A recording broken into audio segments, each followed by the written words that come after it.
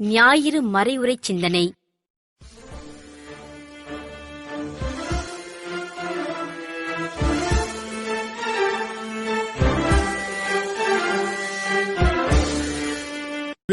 அன்புக்குரிய இனிய தமிழ் உள்ளங்களே, உங்கள் எல்லோருக்கும் எனது இனிய மூவொரு இறைவனின் பெருவிழா நல்வாழ்த்துக்கள். இன்று நாம் ஒரே கடவுள் 3 ஆட்களாய் இருக்கும் மறைபொருளை கொண்டாடுகின்றோம். திருச்சபை இறைவனின் தன்மையை நமக்கு வெளிப்படுத்துகிறது. அவர் தொலையில் இருக்கும் ஒரு நீதிபதியாக அல்ல, மாறாக இரக்கமும் அன்பும் கொண்ட ஒரு சமூகமாக விளங்குகிறார். திருவிவிலியம், திருச்சபை தந்தையர்கள் மற்றும் திரு அவையின் ஆவணங்கள் வழியாக மூவொரு இறைவனே நமது வாழ்வின் ஊற்றின் இலக்கமாக இருப்பதை நாம் இங்கு காண்கின்றோம். இன்றைய முதல் வாசகத்தில் இரக்கத்தின் வெளிப்பாட்டை நாம் காண்கின்றோம். சீனாய் மலையில் மோசேயை நாம் சந்திக்கின்றோம். பொற்கன்று வழிபாட்டின் துயரத்திற்கு பிறகு இறைவன் தமது பெயரை வெளிப்படுத்துகின்றார். இந்த பெயர் வெறும் ஒரு பெயர் சொல் அல்ல, மாறாக அவருடைய சாரத்தின் பிரகடனம். ஆண்டவர் இரக்கமும் அருளும் கொண்ட இறைவன், சினம் கொள்ள தாமதிப்பவர், பேரன்பும் நம்பிக்கையும் மிக்கவர் என்று கூறுவதை நாம் கேட்கின்றோம். இப்பகுதி இரக்கத்தின் 12 பண்புகளை பிரதிபலிக்கிறது என்று விரிவுரையாளர்கள் சொல்லுகின்றனர். இறைவன் ஒரு தனிமையான வல்லமை அல்ல, மாறாக நம்மோடு பயணம் செய்ய விரும்பும் ஒரு கடவுள் என்பதை இந்த தருணம் நிரூபிக்கின்றது. புனித ஹிலாரி அவர்கள் தமது திருத்துவத்தை பற்றி என்ற நூலில் இறைவனின் இரக்கமே அவருடைய தெய்வீகத்திற்கும் நமது மனிதநேயத்திற்கும் இடையிலான முதல் பாலம் என்று விளக்குகின்றார். தந்தை அனைத்திற்கும் ஊற்று என்றும், அந்த ஊற்று மன்னிப்பதற்கும் தமது மக்களிடையே தங்குவதற்கும் பேரார்வம் கொண்டு ததும்புகிறது என்றும் அவர் குறிப்பிடுகின்றார். இன்றைய நற்செய்தி வாசகத்திலே நாம் மகனின் கொடையை காண்கின்றோம். புதிய ஏற்பாட்டின் மிகவும் புகழ்பெற்ற வாக்கியத்தை கொண்டுள்ளது. தம் ஒரே மகன் மீது நம்பிக்கை கொள்ளும் எவரும் அழியாமல் நிலைவாழ்வு பெறும் பொருட்டு அந்த மகனையே அளிக்கும் அளவுக்கு கடவுள் உலகின் மேல் அன்பு கூர்ந்தார் என்று. இங்கே மீட்பு செயலின் மூலம் மூவொரு இறைவன் வெளிப்படுத்தப்படுகின்றார். தந்தை மகனை உலகிற்கு தண்டனை தீர்ப்பளிக்க அல்ல, மாறாக உலகை மீட்கவே அனுப்பினார். கத்தோலிக்க திருச்சபையின் மறைக்கல்வி எண் 219 இவ்வாறு கற்பிக்கிறது: கடவுளின் அன்பு என்றென்றும் நிலைத்திருப்பது. மலைகள் நிலை பெயரலாம், குன்றுகள் அசைவுறலாம், ஆனால் உன் மீது நான் கொண்டுள்ள பேரன்பு உன்னை விட்டு அன்பாய் இருக்கிறார். கடவுள் தந்தை, மகன், தூய ஆவியாராய் இருக்கிறார் என்று சொல்லுகின்றது. புனித அகஸ்தினார் இதை தமது திருத்துவத்தை பற்றிய நூலில் பிரபலமாக விவரித்துள்ளார்.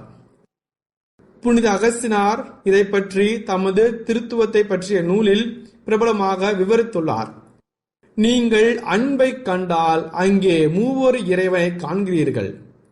தந்தை அன்பு செலுத்துபவர், மகன் அன்பு செய்யப்படுபவர், தூய ஆவியார் அவ்விருவரையும் இணைக்கும் அன்பாக இருக்கிறார். யோவான் எழுதிய நற்செய்தி 3 அதிகாரம் 16 வசனத்திலே தந்தை மகனை அளிப்பதை நாம் காண்கின்றோம். இது தூய ஆவியார் வழியாக நமக்கு வழங்கப்பட்ட முழுமையான தன்னலமற்ற ஒரு கொடையாகும். இன்றைய 2ஆம் வாசகத்திலே ஒவ்வொரு திருப்பலியின் தொடக்கத்திலும் பயன்படுத்தப்படும் அழகான மூவர் இறைவனின் ஆசீர்வாதத்தை நமக்கு வழங்குகின்றது.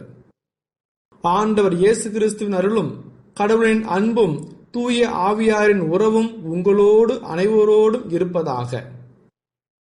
2ஆம் வத்திக்கான் சங்கத்தின் திருச்சபை விளக்கம் லூமன் ஜென்சியும் 4 இந்த உண்மையை மேற்கோள் காட்டி திருச்சபை என்பது தந்தை, மகன் மற்றும் தூய ஆவியாரின் ஒன்றிப்பால் உருவான ஒரு மக்கள் சமூகம் என்று கூறுகிறது. திருச்சபை ஆகிய நமது உறவு வெறும் மனித சமூக குழு அல்ல, இது இறைவனின் உள்வாழ்வில் நாம் கொள்ளும் பங்காகும். புனித அத்தனாசியார் தமது செராப்பியானுக்கு எழுதிய கடிதங்களில் பின்வருமாறு கற்பிக்கின்றார்: மூவொரு இறைவனிடம் வழங்கப்படும் அனைத்து அருளும் கொடைகளும் தந்தையிடமிருந்தும் மகன் வழியாக தூய ஆவியாரில் வழங்கப்படுகின்றன. கிறிஸ்துவின் அருள் இன்றி தந்தையின் அன்பை பெற முடியாது. தூய ஆவியாரின் உறவு இன்றி இவ்விரண்டையும் நாம் அனுபவிக்கவே முடியாது. இன்று நாம் என்ன செய்ய வேண்டும்? இந்த மூவொரு இறைவனின் அருளில் வாழ வேண்டும். அதற்கு நாம் என்ன செய்ய வேண்டும்? இந்த 2026ஆம் ஆண்டில் மூவொரு இறைவனின் பெருவிழாவை கொண்டாடும் வேளையில் மூவொரு இறைவனே நமது இல்லம் என்பதை உணர்வோமாக. நம்முடைய மறைக்கல்வியிலே எண் 260 நமக்கு நினைவூட்டப்படுகின்றது, இறைவனின் முழு திட்டத்தின் இறுதி நோக்கம் படைப்புகள் அனைத்தும் புனித மூவொரு இறைவனின் நிறைவான ஒன்றிப்புக்குள் நுழைவதே ஆகும். விவிலிய விரிவுரையாளர்கள் மகனிடம் நம்பிக்கை கொள்வது என்பது நம்மை தண்டனை தீர்ப்பில் இருந்து மீட்டு நம்மை ஒளியில் நிறுத்தும் ஒரு உறவுக்குள் நுழைவதாகும் என்று கூறுகின்றனர். நாம் அவரது பெயரில் வாழ அழைக்கப்பட்டிருக்கின்றோம். எவ்வாறு? தந்தை மகன் தூய ஆவியாரின் பெயராலே இந்த நாளை தொடங்குவது போல, தந்தை மகன் தூய ஆவியாரின் பெயராலே இந்த உணவை உண்பது போல, தந்தை மகன் தூய ஆவியாரின் பெயராலே இந்த ஜெபத்தை சொல்வது போல, தந்தை மகன் தூய ஆவியாரின் பெயராலே இந்த ஜெபத்தை நிறைவு செய்வது போல, தந்தை மகன் தூய ஆவியாரின் பெயராலே இந்த ஒரு செயலை செய்வதைப் போல, தந்தை மகன் தூய ஆவியாரின் பெயராலே நாம் அன்றைய நாளை நிவர்த்தி செய்து உறங்குவதைப் போல அவரது பெயரில் வாழ அழைக்கப்பட்டுள்ளோம்.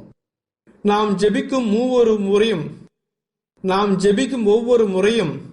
பணியாற்றும் ஒவ்வொரு முறையும், நாம் அன்பு செலுத்தும் ஒவ்வொரு முறையும் தந்தை மகன் மற்றும் தூய ஆவியாரின் பெயராலேயே செயல்படுகின்றோம். கடவுள் ஒரு குடும்பம், ஒரு சமூகம் மற்றும் அன்பின் நித்திய அணைப்பு என்பதை உலகுக்கு காட்டும் மூவொரு இறைவனின் திரு உருவங்களாக நாம் திகழ முயற்சி. இத்துடன் வத்திக்கான் வானொலியின் தமிழ் ஒளிபரப்பு நிறைவு பெறுகிறது. உங்கள் செவிமடுத்தலுக்கு நன்றி. தொடர்ந்து வத்திக்கான் வானொலியுடன் இணைந்திருங்கள். இறையாசிர் பெறுங்கள்.